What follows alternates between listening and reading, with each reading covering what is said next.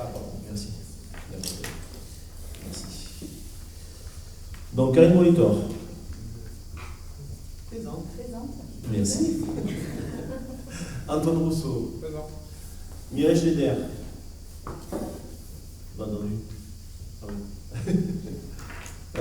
Laurent Tortosa, donc, est absent, il me donne pouvoir. Ah ouais. Hélène Lavergne, non, pardon, je me trompe, excusez-moi, une petite erreur. C'est Hélène Lavergne qui est absente qui me donne pouvoir, et Laurent Tortosa donne pouvoir à Patrice Quéroche. Jean-François Guilleton. Présent. Richard Béraud. Présent. Emiliana Branaï. Patrice Quéroche. Ariane Caro. Céline Combe. Lucie Delacruz. Sabine Goura. Romain Hernandez. Présent. Cyprien Paris va arriver, on va l'attendre. Jean-Claude Rome. Présent. Angélique Roussol. Christian Roussel. Présent. Pilar Chalessin. Jean-Marc Lorenz est absent, il a donné le pouvoir à personne. Estelle Villanova et Madeleine Buquet. Très bien, donc vous pouvez constater que nous avons le quorum. Tout à l'heure, nous allons voter. Merci. Donc, approbation du précédent procès verbal. Donc, normalement, vous avez toutes et tous eu le procès verbal. Si vous avez des notations, des choses à dire, c'est le moment. Je vous laisse quelques secondes. Il n'y en a pas, donc. Voilà. Qui est contre? Qui s'abstient? Très bien, merci. Le procès verbal est approuvé. Oui, il va être signé. Donc, il y a Christelle qui va passer pour le faire signer. Donc, comme vous le savez, il va falloir maintenant procéder à l'élection, donc à la libération numéro 1-220, 2020, pardon, l'élection sénatoriale. Donc, il s'agit du renouvellement de la moitié des sénateurs, comme vous le savez, élection qui aura lieu le 27 septembre 2020. Donc, il nous faut aujourd'hui procéder à l'élection de 7 délégués et de 4 suppléants au sein des membres du conseil municipal qui seront chargés de voter en fin septembre. Les délégués et leurs suppléants sont élus simultanément par les conseillers municipaux sur une même liste paritaire, suivant le système de la représentativité proportionnelle avec application de la règle de la plus forte moyenne, sans panachage ni vote préférentiel. Donc il nous faut constituer un bureau électoral de 5 membres, donc moi-même en tant que président. Il me faut donc 2 assesseurs qui seront les plus jeunes, et 2 autres assesseurs qui seront les plus âgés. Même si le terme d'âgé, je n'aime pas trop, les plus anciens. Cyprien, donc voilà, je pense que c'est ta feuille de présence. Donc nous allons d'abord désigner un secrétaire de séance, et là je regarde en face de moi, merci Lucie, qui est donc secrétaire de séance. Donc les deux assesseurs les plus jeunes pour constituer le bureau sont Karine Molitor et Romain Hernandez. Les 2 assesseurs les plus âgés sont Ariane Caro et Pilar Chalessin.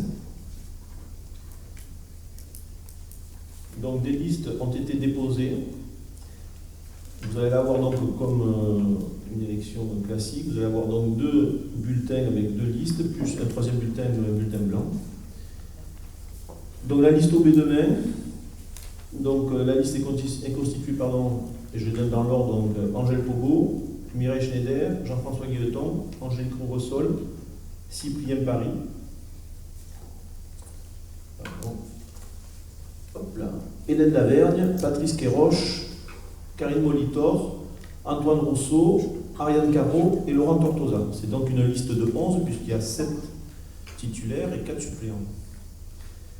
Et la liste pour la Mourdobé, donc nous avons la personne de Madeleine Buquet. Voilà. On ne pouvait pas faire de liste paritaire. Eh oui, on en est bien désolé. Puisqu'il faut effectivement une liste paritaire et vous n'étiez pas en mesure de la constituer. Donc si vous voulez bien, on va commencer par l'élection. Vous devez avoir les bulletins normalement dans la pochette, si vous les avez. Et c'est moi qui me manque des bulletins, je crois.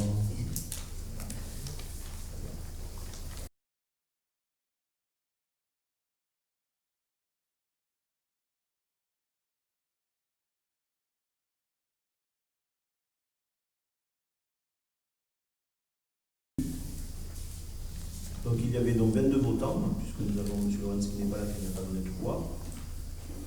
Dans la liste OB de main, 19. La liste pour l'amour d'OB, 3. Donc en siège titulaire, 6, donc les 6 premiers noms que j'ai cités tout à l'heure pour la liste OB de main. Et comme la parité s'applique, la proportionnelle s'applique, pardon, donc Madeleine Buquet de la liste pour l'amour d'OB était aussi titulaire. Et les 4 suppléants sont les suppléants de la liste OB de main. Donc c'est Laurent Tortolosa qui sort de la liste. Voilà. Nous avons donc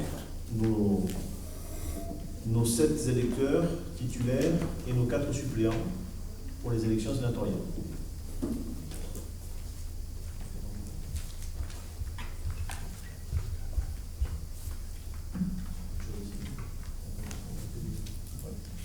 Donc après, donc, les assesseurs devront signer le PV avant de partir ce soir. Bien, nous passons aux autres délibérations. Alors il y en a beaucoup, l'ordre du jour est très chargé. Donc, délibération donc, numéro 20-20-20, donc budget général de la commune, approbation des comptes de gestion 2019. Alors,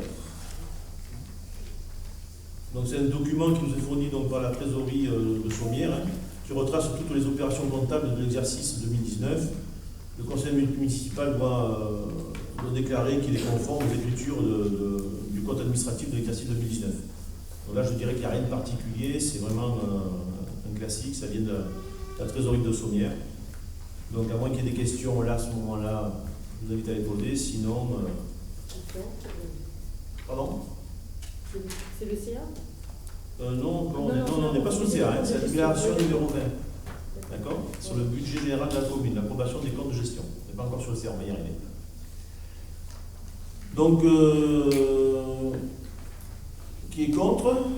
Qui s'abstient? Très bien. Délibération approuvée. Merci. La première d'une longue série. Délibération numéro 21. Donc, budget général de la commune, donc compte administratif. Alors là, le compte administratif donc 2019 de la commune, donc c'est le document présenté par le maire. Donc là, en l'occurrence, c'est le compte administratif de l'ancienne mandature et de Mme Chalessin. Donc ce document retrace les réalisations de l'ancienne mandature. Je vous indique le prévisionnel budgétaire 2019 et le réalisé 2019 par chapitre. Donc du coup, je vais vous indiquer l'ensemble et on va se prononcer sur l'ensemble. Et puis avant, vous pourrez éventuellement vous exprimer si vous le souhaitez.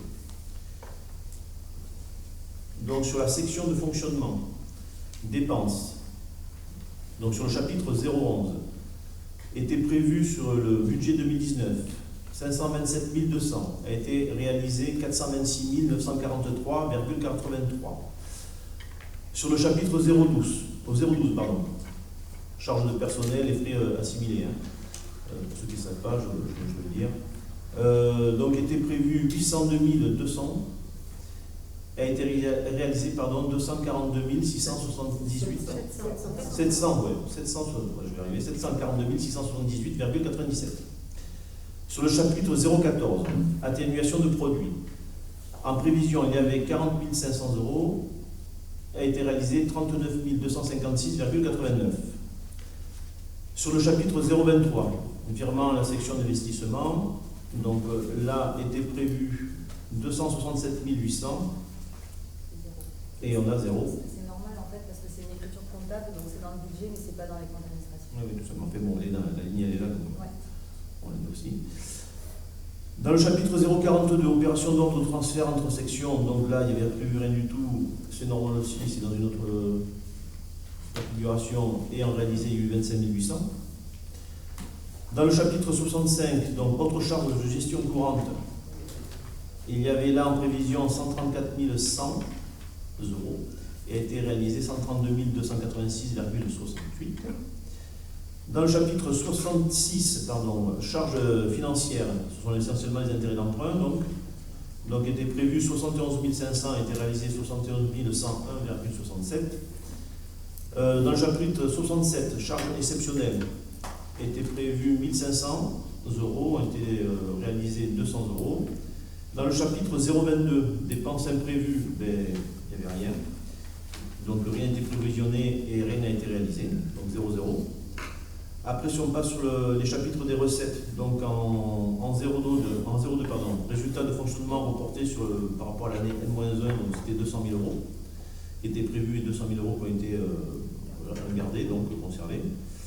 Le chapitre 0,13, atténuation de charges, donc était prévu 15 000 euros, ont été réalisés 18 808,44 euros.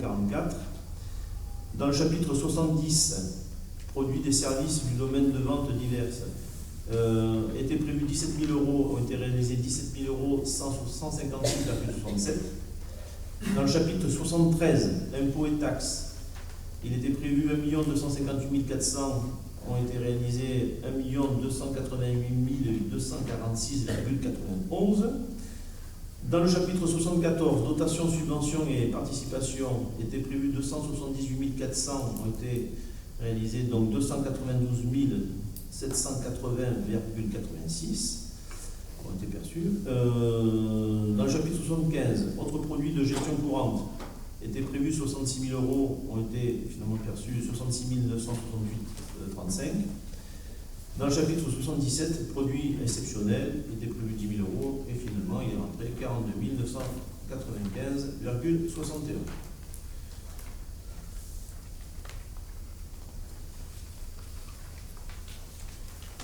Donc après, sur la partie, donc ça c'était la partie, donc le budget commun, la section de fonctionnement. Quoi. Sur la section d'investissement, en dépenses, donc dans le chapitre 10, était prévu en dotation, chapitre 10 et dotation, fonds divers et réserves, il y avait 0 et 0, donc il y avait eu aucun mouvement là-dessus. Sur le chapitre 16, emprunt et dette assimilée, sur le prévisionnel 2019, c'était donc 358 500, on s'est retrouvé avec 357 236,36. Sur le chapitre 20, immobilisation incorporelle, 17 700 de prévu, 7 521,66. Sur le chapitre 21, immobilisation incorporelle avant et corporelle maintenant, pardon, 783 500 de prévu et 407 321,49 de réalisé. Sur le chapitre 23, immobilisation en cours, donc 273 200 et réalisé 73 019,49. En ce qui concerne les recettes, en chapitre 01, donc résultat d'investissement reporté de l'année précédente, 393 000 euros, et finalement il a été reporté 393 018 euros et 21 centimes. Sur le chapitre 21, virement de la section de fonctionnement, donc il y avait donc 267 800, c'était ceux qui étaient du côté du fonctionnement et qui se sont retrouvés sur la partie investissement, qu'on a vu tout à l'heure. Sur le chapitre 024, il n'y a rien. Sur le chapitre 040, opération d'ordre de transfert entre sections, il n'était rien prévu, finalement il y a eu 25 800. Sur le chapitre 10, dotation en fonds divers et réserves, il était prévu 465 000 euros, ont été réalisés 456 423,10 euros. Sur le chapitre 13, subvention d'investissement, il était prévu 93 000 euros 100, et finalement ça a été 1768,62 euros, toujours sur la recette. Et sur le chapitre 16, emprunt et dette assimilée, il y avait 210 000 euros prévus, et finalement on était sur 210 000 aussi. Voilà. Donc là, on va se prononcer. C'est là où je vais demander à Mme Chalessin de sortir, à moins qu'il y ait des questions. Il y a peut-être des questions, je ne sais pas. Oui, moi j'ai une question. Madame Chalessin, est-ce que vous pouvez nous dire sur l'année 2019 un estimatif des sommes qui ont été engagées sur le projet de l'Argélière?